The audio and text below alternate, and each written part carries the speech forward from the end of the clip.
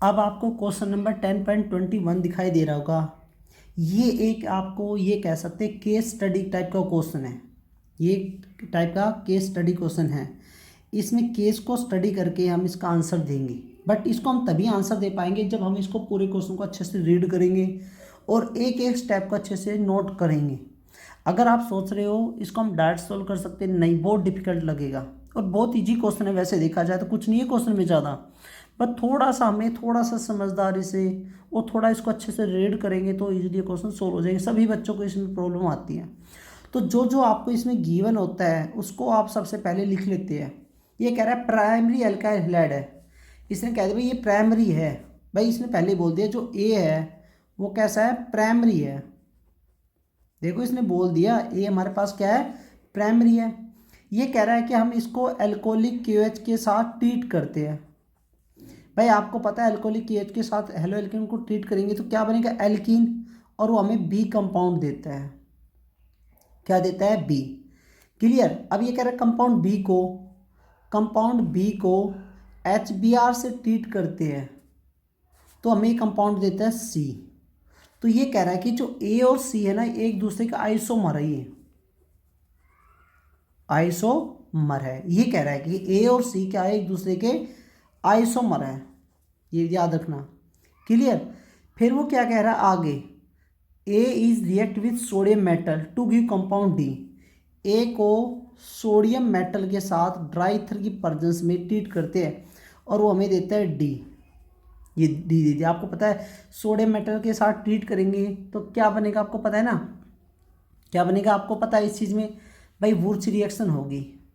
यहाँ पर जो आपको सबसे इंपॉर्टेंट पॉइंट नोट करना है, लास्ट का यही पॉइंट सबसे ज़्यादा नोट करना है। ये देखो ये कह रहा है C8H18 which is different from the compound form when an butyl bromide. ये कह रहा है कि जो हमारे पास डी कंपाउंड बनेगा ना, जो डी कंपाउंड बनेगा C8H18 वो डिफरेंट कंपाउंड होगा। किसका डिफरेंट कंपाउंड होगा, जो कंपाउंड एन ब्यूटाइल ब्रोमाइड से बनता है। क्या बनता है, एन ब्यूटाइल ब्रोमाइड से। तो मैं एन ब्यूटाइल ब्रोमाइड का मतलब जानते हो आप, C4H9N लगा देते हैं Br।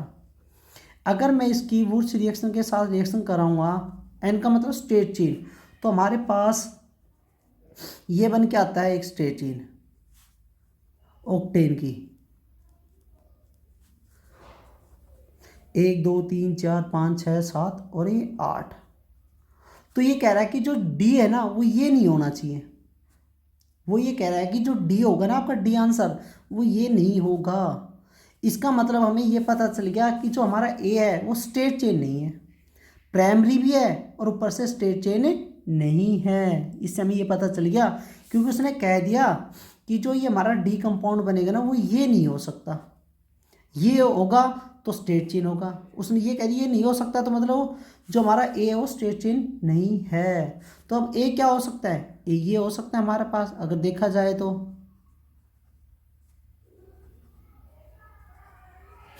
ये हो सकता है ना हमारा, देखो चार का 1 2 3 4 प्राइमरी भी है और ब्यूटाइल भी है। अब उसने ये तो नहीं कहा था भाई कौन सा ब्यूटाइल है, उसने बस ब्यूटाइल बोल दिया था। अब वो चीज़ सेकेंडरी ब्यूटाइल हो, आइसो ब्यूटाइल हो, कोई सा भी हो सकता है। अगर हम इसको एल्कोहलिक KOH के साथ ट्रीट करेंगे तो आपको पता है बिटा एलिमिनेशन रिएक्शन होगी, तो हमारे पास ये बन के आ जाएगा। क्योंकि देखो बिटा एलिमिनेशन क्या होगा, अल्फा सी और बिटा से H एलिमिनेट हो जाएगी, तो यहाँ पर डबल बॉन्ड बन गया। अब इसके HBr से रिएक्शन करेंगे, इसने कुछ भी नहीं दिया तो मार्कोनिक रूल है, और मार्कोनिक रूल से करेंगे तो आपको पता है क्या बन जाएगा, यहाँ पर Br आ जाएगा और यहाँ पर क्या आ जाएगा, CH3। क्योंकि मार्कोनी रूल ये कहता है कि नेगेटिव वाला पार्ट वहाँ पर जाएगा जहाँ पर हाइड्रोजन की संख्या कम है। यहाँ पर तो हाइड्रोजन है ही नहीं, तो यहाँ पर जाके Br अटैक करेगा। अब आप देखो A और B ये दोनों एक दूसरे का आइसोमर है, क्योंकि 4 कार्बन है, मॉलिक्यूलर फॉर्मूला सेम है बट स्ट्रक्चर क्या है, डिफरेंट है। तो हमें पता चल गया A हमारा ये होगा। अब इसकी क्या करते हैं, वुर्च रिएक्शन लगाते हैं स्टूडेंट। तो आपको पता है जब इसकी वुर्च रिएक्शन लगाएंगे तो हमारे पास ये कंपाउंड बन के आएगा, इसको डबल कर देंगे और डबल भी कहाँ से होगा, यहाँ से। बाकी तो आपको एज इट इज छोड़ना है, बाकी तो आपने एज इट इज छोड़ना है। तो हमारे पास ये कंपाउंड बन के आएगा डी। इधर लिए स्टेट भी नहीं है, कहा था ना जो डी होगा वो इसके जैसा नहीं होगा, तो इसके जैसा नहीं है C8H18 बट इससे क्या है, डिफरेंट है।